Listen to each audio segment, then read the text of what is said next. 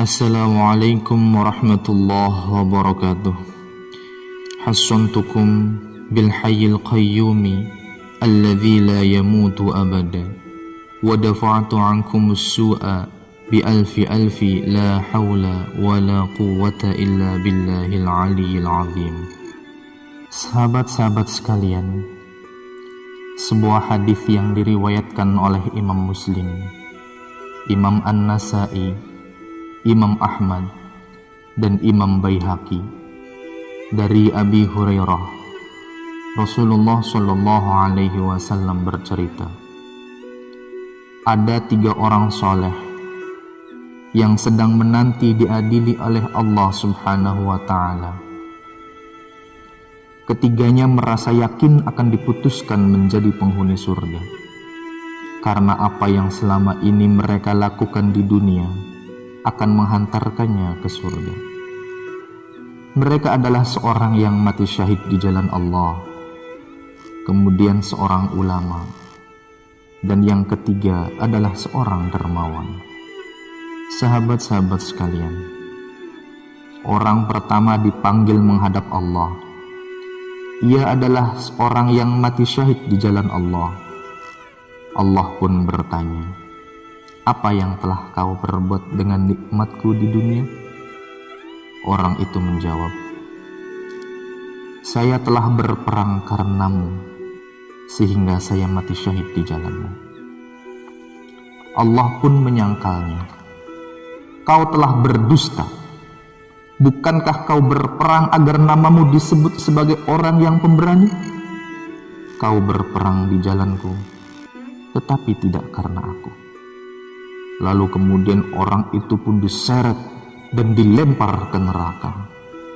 Sahabat-sahabat sekalian, orang kedua pun dipanggil. Ia adalah seorang ulama yang mengajarkan ilmu dan Al-Quran kepada umat manusia. Allah bertanya kepadanya, apa yang telah kau perbuat dengan nikmatku di dunia? Sang ulama menjawab, saya telah mengajarkan ilmu dan Al-Quran kepada umat manusia karena engkau. Namun Allah berfirman, kamu berdusta.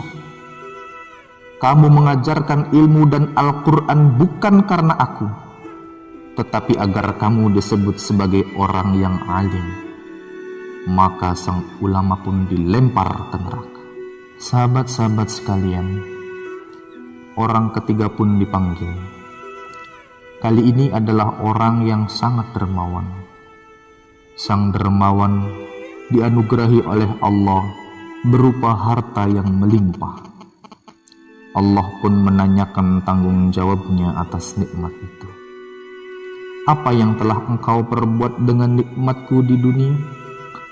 Sang dermawan menjawab, saya tidak pernah meninggalkan sedekah dan infak di jalan yang engkau cintai. Allah Subhanahu wa Ta'ala berfirman, kau berdusta. Bukankah kau melakukannya karena ingin disebut sebagai seorang yang dermawan?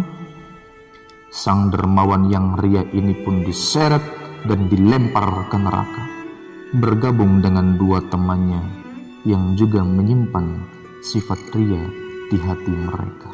Sahabat-sahabat sekalian, di mata manusia, ketiganya merupakan seorang yang taat beribadah dan diyakini akan menjadi penduduk surga. Namun, Allah Maha mengetahui segala isi hati hambanya.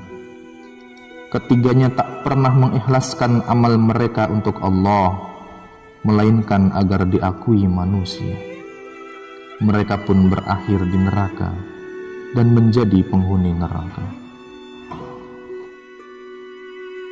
Sahabat-sahabat sekalian, kisah ini memberikan pelajaran kepada kita betapa kita harus mengoreksi kembali apakah amal kita sudah ikhlas karena Allah, atau masih ada sedikit bahkan banyak dalam hati kita bahwa amal kita ingin dipuji dan diketahui oleh orang lain. Karena baik menurut kita belum tentu baik menurut Allah. Ikhlas menurut kita belum tentu ikhlas menurut Allah. Ingat, Allah Maha Tahu yang tersimpan di dalam hati kita. Dalam Quran surat Al-Fatir ayat 38, Allah Subhanahu wa taala berfirman, A'udzu billahi minasyaitonir rajim. Innallaha 'alimu ghaibis samawati wal ardh. Innahu 'alimun bidzatis sudur. Sesungguhnya Allah Maha mengetahui yang tersembunyi di langit dan di bumi, dan Maha mengetahui segala isi hati. Oleh karenanya, perbaiki kualitas ibadah kita kepada Allah. Di samping kita harus memperbaiki kualitas kerja kita sebagai tanggung jawab kita di dunia ini. Allah Subhanahu wa taala berfirman dalam Quran surat Hud ayat 15-16. A'udzu billahi minasyaitonir rajim.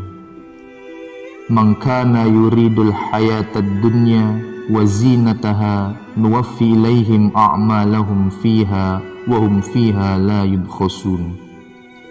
Ulaika alladhina laysa lahum fil akhirati illa an-nar. Wa habita ma sana'u fiha wa batilum ma kanu ya'malun. Barang siapa yang menghendaki kehidupan di dunia dan perhiasannya, niscaya kami berikan kepada mereka balasan mereka di dunia, dan mereka tidak akan dirugikan. Itulah orang-orang yang tidak memperoleh di akhirat kecuali neraka, dan lenyaplah di akhirat itu apa yang telah mereka usahakan di dunia, dan sia-sialah apa yang telah mereka kerjakan. Sahabat-sahabat sekalian, demikianlah mudah-mudahan kita mampu memperbaiki kualitas ibadah kita sehingga ibadah kita benar-benar dinilai baik oleh Allah Subhanahu wa taala. Amin ya rabbal alamin. Wallahul muwaffiq ila aqwamit thoriq. Wassalamualaikum warahmatullahi wabarakatuh.